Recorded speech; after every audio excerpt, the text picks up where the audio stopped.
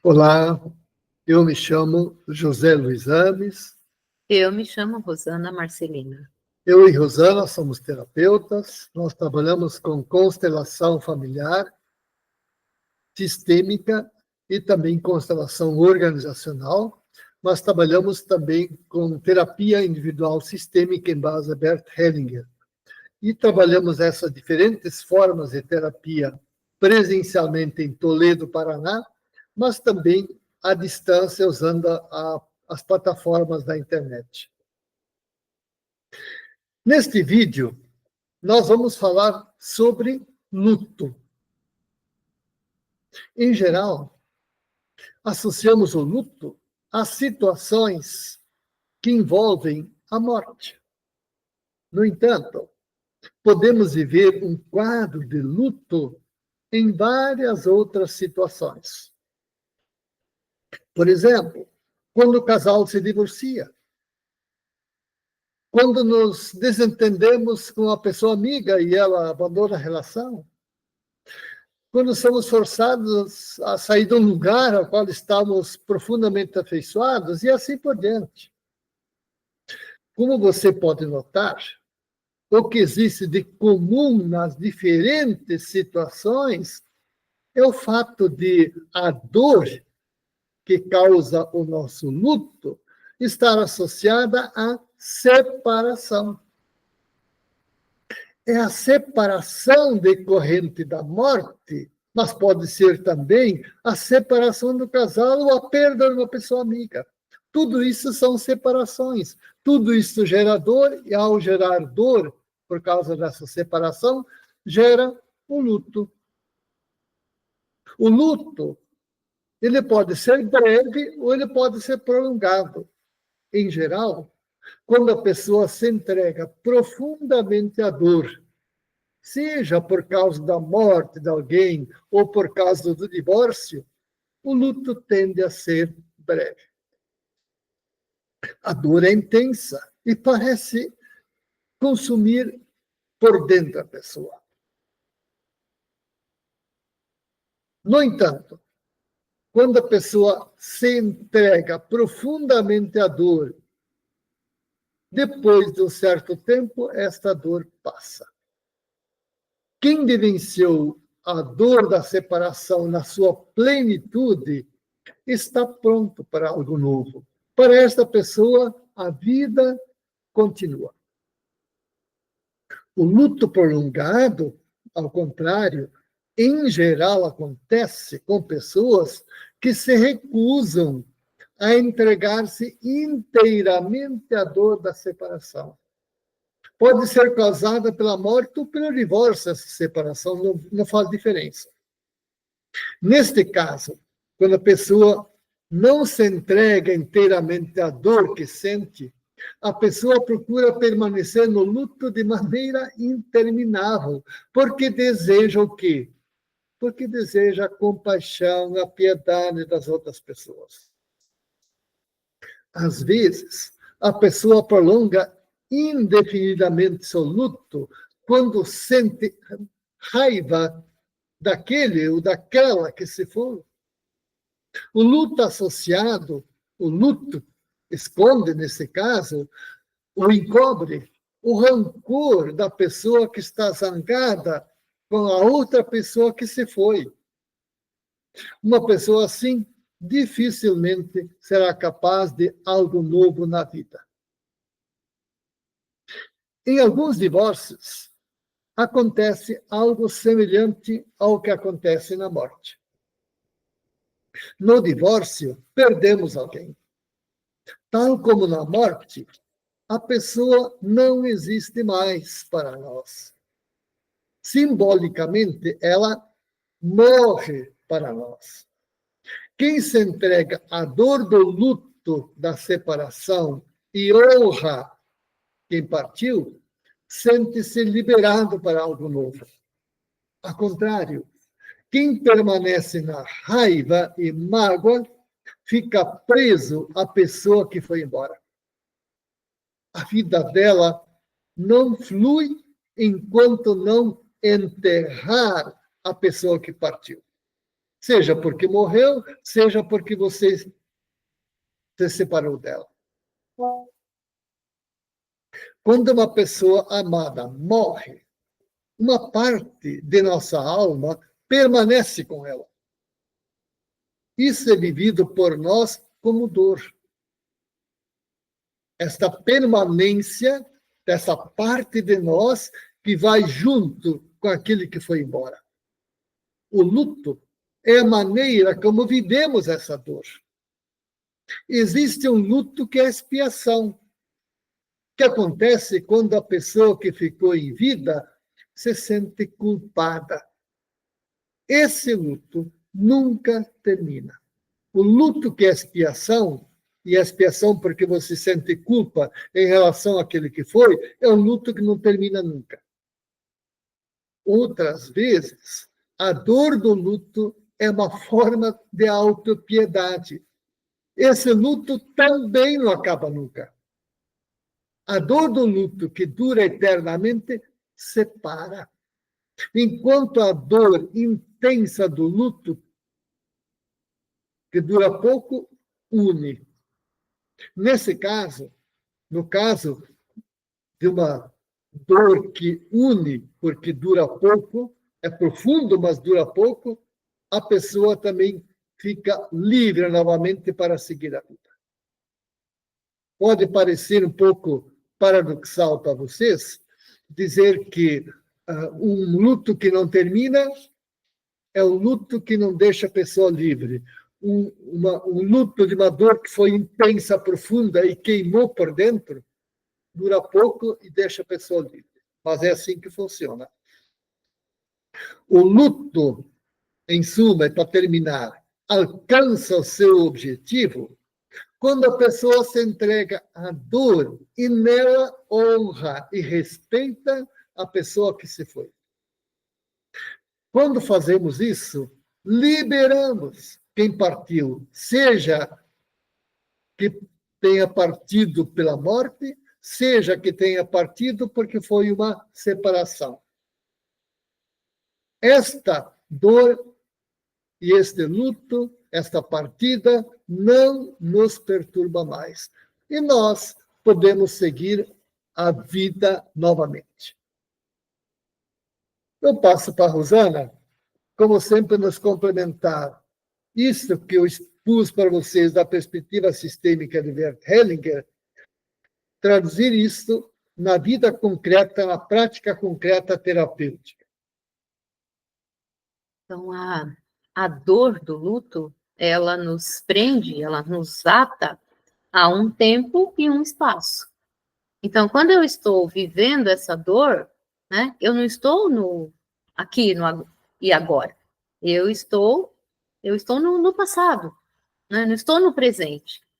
Então, sim, é importante viver e experimentar a dor, porque quando nós fugimos dela também, fazemos de conta, enterramos esse processo sem experimentá-lo, um dia ele vai voltar, tá? Então, eu preciso realmente passar, é como se fosse um percurso, um caminho que eu tenho que dar passo a passo e seguir, né? Eu preciso passar pelo processo de dor, experimentar as fases do luto, experimentar, sim, esses sofrimentos de forma intensa, mas como se fosse um percurso, caminhando, olhando para frente e de olhos bem abertos. Porque isso me permite fazer o percurso, ir caminhando, ir experimentando essa fase e até a hora que o Luiz falou que ela vai se diluindo. Mas é muito importante que realmente viva o luto. Quando eu me oculto de viver esse processo, é como se eu engulo uma verdade e uma hora ela explode. E é muito comum que essa explosão aconteça no corpo, a partir de uma doença, a partir de uma dificuldade. Quando nós estamos falando desse luto que precisa ser vivido, eu também estou falando tanto do luto da morte de uma pessoa querida, quanto do luto que se produz quando acontece, por exemplo, um divórcio. É uma dor que precisa ser experimentada inteira, até o fim. Aí eu me libero dela, tá? Muitas vezes, quando nós estamos num processo de luto, nós nos isentamos de tocar no assunto ou de falar sobre a pessoa. E esse não é, o melhor caminho, né? Eu me isentar de falar sobre, de tocar no assunto, não faz com que eu deixe de sentir, tá? Então, o que nós temos observado, por exemplo, nas constelações, quando a gente fala sobre os lutos, né? Que se eu fiquei com um rancor, uma dor, uma mágoa da pessoa que se foi, né?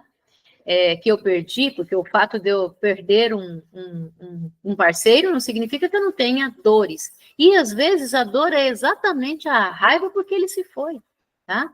Então é muito comum mostrar na constelação que o parceiro que fica, ele fica preso no luto porque ele está com raiva. Mas ele está com raiva por ter sido deixado pelo parceiro. É assim que nós percebemos no nosso nível de alma, né? O perder o parceiro para a morte. É como se ele tivesse escolhido nos deixar. É assim que nós percebemos. E quando você vai olhar dentro de uma constelação, uma pessoa que está num luto de anos a fio, né? O que tem ali que não foi experimentado? A raiva. Né? Quando a pessoa consegue perceber isso e deixa isso vir para fora. Admitir. Né? Isso. Admitir que ela está com raiva, porque um canto dela sente como se o outro tivesse abandonado ela, e sentir vergonha por sentir raiva. Quando a pessoa consegue admitir isso, ela se solta, e solta também o outro. Porque, como eu disse no início, a dor do luto, ela nos prende e nos ata. Mas nos ata ao outro. O outro também fica atado a nós. Então, de novo, no movimento da constelação, o que a gente observa? Né? Que o morto, como a gente diz, não está em paz. Ele não está em paz porque é como se o que está vivo não permite que ele siga o percurso dele. Né? Então, o morto não está em paz. Por quê? Porque eu não soltei ele. Eu estou atada a ele. E quando eu faço esse movimento na constelação, eu me libero dele e libero ele também da minha pessoa, tá? Isso também serve para quando nós estamos falando de outros lutos, como, por exemplo, o divórcio, tá? Também é um movimento de me soltar, me liberar do outro e liberar o outro para que ele siga, né? Quando eu disse que é importante falar sobre, um dos movimentos que impede que o luto aconteça na sua plenitude é quando eu não posso falar sobre. Então, quando nós estamos falando de alguém que morreu, né? De repente, todas as pessoas em volta falam, não vamos tocar nesse assunto com ela, porque vai chatear ela, ou vai lembrar ela, né? Ela não vai esquecer porque você não está falando. Então, é importante, sim, que você converse sobre, mas converse no mais. Converse sobre aquele ente que não está mais ali, mas converse contando as boas coisas que aquela pessoa fez, as coisas, principalmente as coisas engraçadas que ele fez, o que ele pensava. Então, isso mantém o outro vivo, mantém a memória do outro vivo no mais. Mantém a presença do outro no mais. Quando eu dou vazão para esse tipo de conversa, isso ajuda a pessoa que está no processo de luto, porque ela pode falar sobre o outro. E o comum das nossas ações é tentar apagar o outro para que aquele que ficou não sofra. E isso não muda nada. Da mesma forma, isso é delicado, né? Quando nós falamos de um divórcio. Então, muitas vezes, essa pessoa, no curso do tempo, encontra outro relacionamento e, muitas vezes, esse novo relacionamento bloqueia, impede que a pessoa faça qualquer comentário sobre a pessoa que esteve na vida dele antes. Quando eu tomo esse posicionamento, né, eu também acabo mantendo vivo o outro, porque eu estou no processo de impedir que o parceiro pense ou cite ou qualquer coisa referente à pessoa anterior. Compreendem? O processo é o mesmo. Eu não estou dizendo de ficar o tempo todo falando da ex-relação, mas que não seja um impedimento, que um não produza no outro um impedimento, no sentido de que é ofensivo tocar no nome da ex, ou é ofensivo, de repente, ter uma lembrança sobre o outro, por causa de, sei lá, de qualquer situação. Então, quando eu impeço, de alguma forma, né, quando eu quero matar, né, na memória do outro, é exatamente aí que eu mantenho o outro vivo. Né? Quando eu tento matar a imagem do outro, seja através de um divórcio, ou seja através, né, de uma morte. Como a gente faz, então, né, para ficar mais leve essas situações? É quando eu consigo entrar num processo de reconhecer o bom e o belo que o outro produziu na minha vida, tá? Como suficiente. Então, se eu consigo tomar o tempo que aquela pessoa esteve na minha vida e o que aquela pessoa me entregou de bom enquanto suficiente, tá? Isso alivia o meu processo de dor. Né? E enquanto eu estou resistindo à morte do outro, num outro lugar é como se eu estivesse falando que o que a pessoa fez, ou o tempo que ela ficou na minha vida, ou o que ela contribuiu comigo, não foi suficiente. Eu quero mais dela.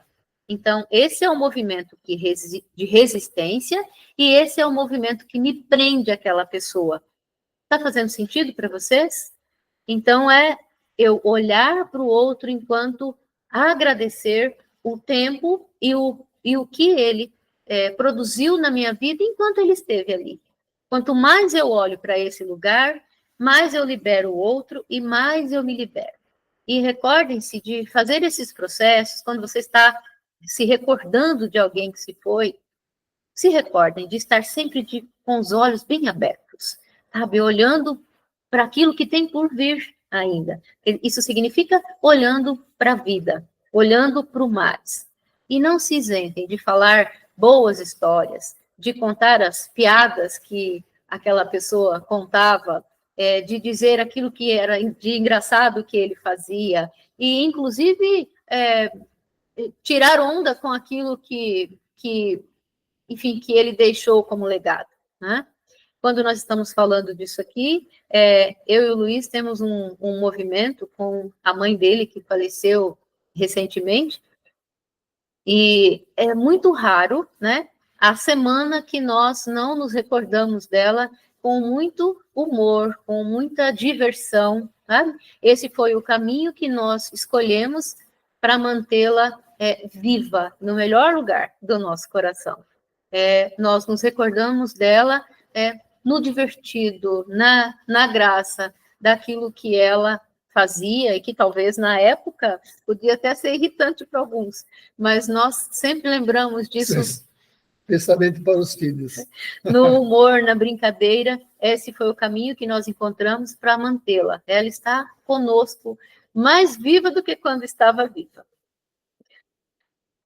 Muito bem, muito obrigado a você que nos acompanhou. Se alguma dessas situações que envolve dor, morte, luto, acontece na sua vida, e você quer conversar mais sobre esse assunto, por favor, faça contato conosco. Você encontra contato aqui embaixo na descrição do vídeo.